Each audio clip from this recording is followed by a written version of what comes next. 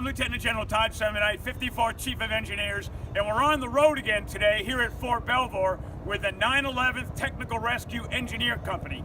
And I've just had about a half an hour of some very dynamic demonstrations of what this company does. They mainly perform very critical rescue here in the National Capital Region. And with me today is Captain Brittany Clark. She's the company commander. Brittany, I was very impressed with your soldiers down here. Tell our team a little bit about what is your company and what does it do? Thanks, sir. We're a very unique organization. We cover 5 different rescue disciplines: rope rescue, confined space, trench, structural collapse, and mine and tunnel rescue. I have a variety of engineer MOSs as well. So I've got everything from firefighters, combat engineers, heavy construction equipment operators, and carpenters.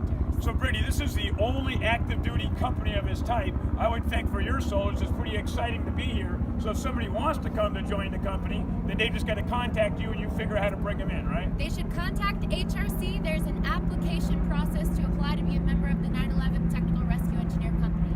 So also, First Sergeant Stacy's here. First Sergeant, we have 90,000 engineers in the U.S. Army, active guard and reserve, and I was very impressed to know that some of your soldiers are some of the best out of those 90,000. You got some of them standing with us today. Tell the team a little bit about some of the demonstrations you showed me, and maybe you can help make the connection to the demonstration to some of the capabilities. Thank you, sir. So this morning we had 3 soldiers that demonstrated 3 different of our disciplines that we work on. Specialist Deeds here actually crawled through our confined space facility hole over here, where he actually demonstrated the entry into a hole, crawling through the hole, rescuing someone, and then coming out the other side using a mechanical advantage.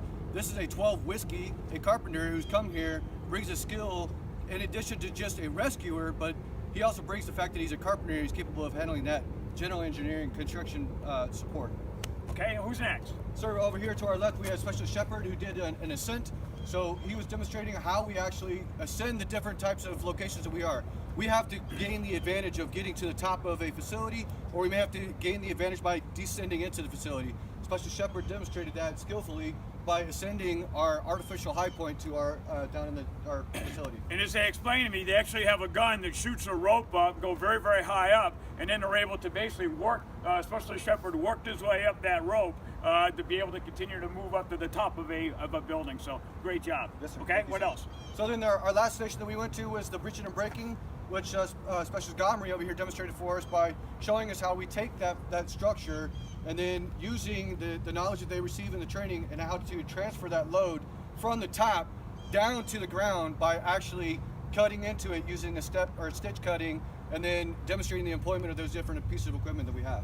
So you have a lot of different specialties here, and because you got such a hard rotate, everybody's rotating so often, a lot of very unique equipment, I would think training for this company is very hard to do. Absolutely, sir. It takes a very special person on the inside and on the outside. They got to be physically fit, and they got to have the drive, the want, the need to be here and be in this organization and be proud of the organization and what it's responsible for.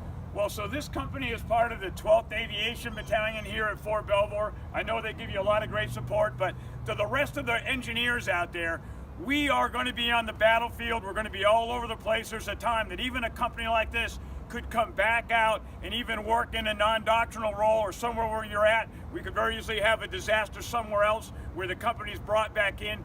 You need to know that the capabilities of this kind of company exist and to be able to continue to leverage them where possible.